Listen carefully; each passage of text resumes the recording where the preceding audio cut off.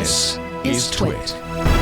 So the ACLU, of course, is an organization that is sort of constantly trying to help with issues of police brutality and all sorts of inequality issues, frankly. That's why I donate to them every darn month. I think they're doing really important work.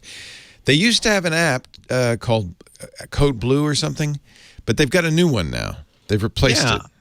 It's called Mobile Justice, and what's interesting is that it's a regional app. So there's an ACLU website that we'll include in the show notes, and going to that page will let you go in and you find your state, and then you download the version of the Mobile Justice app. I have the California one here.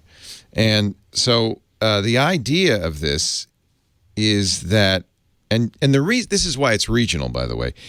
It uploads your video to servers run by your local ACLU. So here it's saying choose the closest affiliate, Southern California, Northern California, or San Diego and Imperial County. So it's actually choosing where it will upload to. And this is to report an incident or to, if you're witnessing incidents. Have you ever used this? No, I've never used this. Yeah. So I love it that they encourage you to do it sideways.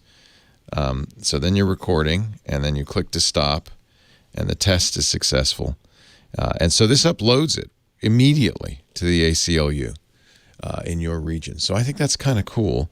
This would be if you were witnessing, an incident to the ACLU. They will even go through a questionnaire, location, personal involved, the officers, if that information is available, other information, or if you're witnessing a nearby incident, you can also do this. It also has alerts that will alert you if something's going on in your area. Another reason why you might want to use the local one. Yeah, I think this is a really nice idea from the ACLU, and something probably you should put on your phone. You never know, right?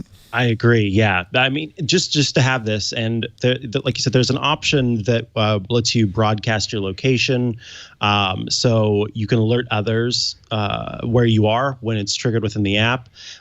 So along with recording, and they make it's immediate. Once you hit that record button, it starts to record, and then you kind of can stop it afterward. I did a test earlier just to see how this worked, and then you can witness nearby incidents so that you say, hey, I actually was in this area. I am a witness of these incidents that took place nearby. So it kind of, from a legal standpoint, tries to fill in some of those blanks to make sure that you can be that witness or do that, provide that data if it is ever needed. I think it's akin to contact tracing in the sense that it uses that information to sort of try to bring together an overall picture of something.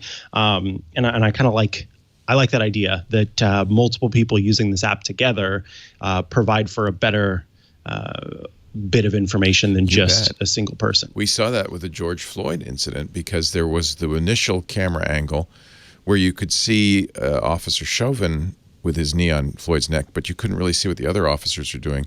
The second angle showed you what all four officers were doing.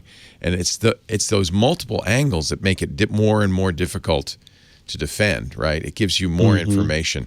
So I think this is a extremely useful tool in helping find justice. And it's completely legal for you to do this. Yes. It is sometimes the case that you'll be asked to stop recording, or you'll be instructed to stop recording, or they'll even take your phone from you. But that is illegal on their part, and let's hope there's other people making a film of that. And so many recent incidents, the incidents of Amy Cooper harassing the African-American bird watcher in Central Park, he videoed it.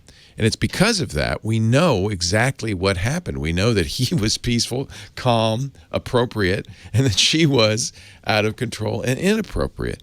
And it's such a valuable tool because you can say what happened, but video tells all. And, we've talked a lot about the negatives. It's very hard, I think, these days growing up, being a high school student, because everything you do, it can be shared on social media. Yeah, there's no getting away There's from it. some real negatives about that.